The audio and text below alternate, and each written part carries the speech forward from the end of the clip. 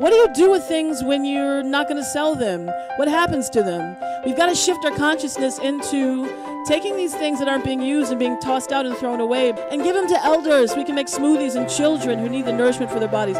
In this country, which is the richest in the world, 49 million Americans may not know where they're going to get their next meal from.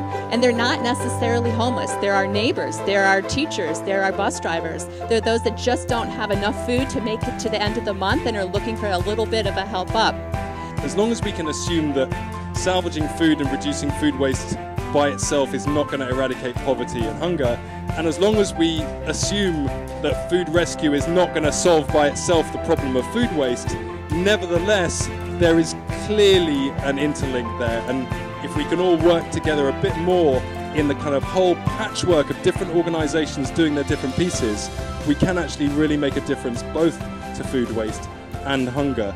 So what we need to create is a culture that says, I'm throwing it out, why can't I donate it? Let me find a partner in my community that can help us package it safely and distribute it to someone who needs it. We have to be able to create a culture where we all say, I'm not going to throw it out, I'm going to find a way to just get it to someone else that can eat it if I can't. We live in a finite planet, and there's 1 billion hungry people on this planet, and we have an interaction when we buy our food with those people thousands of miles away, with the fields that the food is grown in.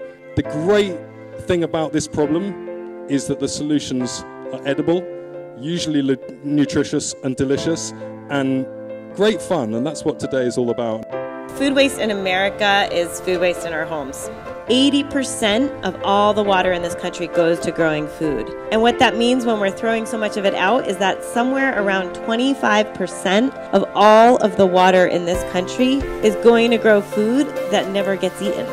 It starts with educating our children and our youth about what it means to grow food and where food comes from. We have such an opportunity to capture that food that would otherwise be wasted and do something good with it instead. We want this Bay Area that is so equipped with all of the resources, the technology, the funding, the social and environmental consciousness. We can make it happen here. We can lead the nation.